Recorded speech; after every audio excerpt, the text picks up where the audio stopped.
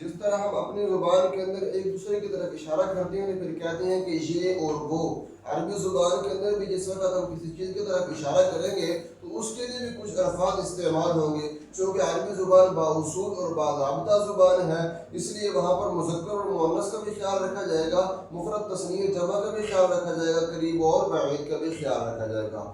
آپ اگر مذکر کی طرف اشارہ کر رہے ہو اور وہ مذکر آپ کے قریب کھڑا ہوا ہے اور وہ ایک ہے تو اس کے لیے لفظ استعمال ہوگا ھذا۔ اگر آپ مؤنث کی طرف اشارہ کر رہے ہو اور وہ مؤنث ایک ہے اور آپ کے قریب کھڑی ہوئی ہے اس کے لیے استعمال ہوگا ھذہ۔ اب ھذا پلس ھذا یہ کیا بنے گا؟ ھذانی۔ ھذا پلس ھذا پلس ھذا یہ آپ کے پاس کیا بنے گا؟ ھؤلاء۔ اسی طرح ھذہ پلس ھذہ یہ کیا بنے گا؟ ھاتانی۔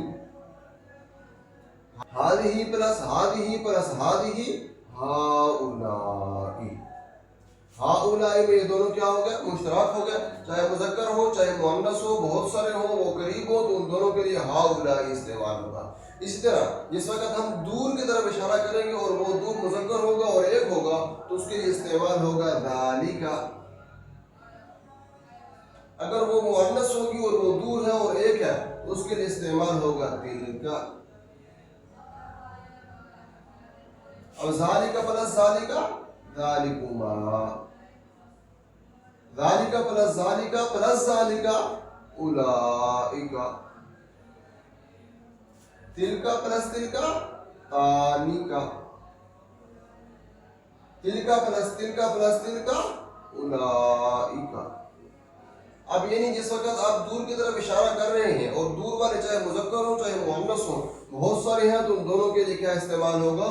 اولئک کا استعمال ہوگا۔ اب خلاصہ سمجھ لیں یعنی مذکر کی طرف اشارہ کرو گے اور وہ ایک ہے اور وہ آپ کے قریب کھڑا ہے تو ھذا، اگر دو ہے تو ھذانی، اگر بہت سارے ہیں تو ھؤلاء، اگر آپ مؤنث کی طرف اشارہ کرنا چاہتے ہو اور وہ قریب ہے تو ھذہ، اگر وہ دور ہے اگر آپ مؤنث کی طرف اشارہ کرنا چاہتے ہو اور وہ ایک ہے تو پھر اس کے لیے استعمال ہوگا ھذہ، اگر وہ دو ہیں تو پھر ان کے لیے استعمال ہوگا ھاتانی، اگر وہ بہت ساری ہیں پھر ھؤلاء۔ آپ مذکر کی طرف اشارہ کرنا چاہتے ہو اور وہ دور ہے تو ایک کے لیے استعمال ذالک، دو کے لیے ذالکما، بہت ساروں کے لیے اولئک۔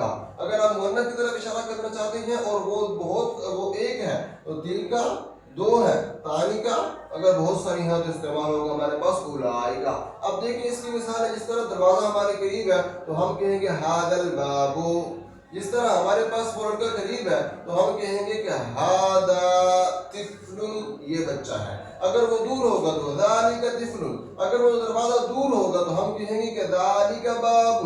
اس طرح ہمارے پاس قریب اگر عورت ہے تو ہم کہیں گے ھذہ امرأۃ، اگر وہ دور ہوگی تو ہم کہیں گے تلک امرأۃ۔ اگر وہ دو ہوں گی جو قریب، اگر آپ کے پاس دو عورتیں ہیں اور وہ دور کھڑی ہوئی ہیں تو ان کے لیے استعمال ہوگا تانکما، تانکما استعمال ہوگا۔ اگر وہ بہت ساری ہیں پھر کہیں گے ہم اولئک۔ اب دیکھیں ھذا یہ ایک مرد، ھذانی یہ دو مرد، ھؤلاء یہ سب مرد، ھذہ یہ ایک مرد، ھاتانی یہ دو عورتیں، ھؤلاء یہ سب عورتیں، ذالک وہ ایک مرد، ذالکما وہ دو مرد، اولئک وہ سب مرد، تلک وہ ایک عورت، تانک وہ دو عورتیں، اولئک وہ سب عورتیں۔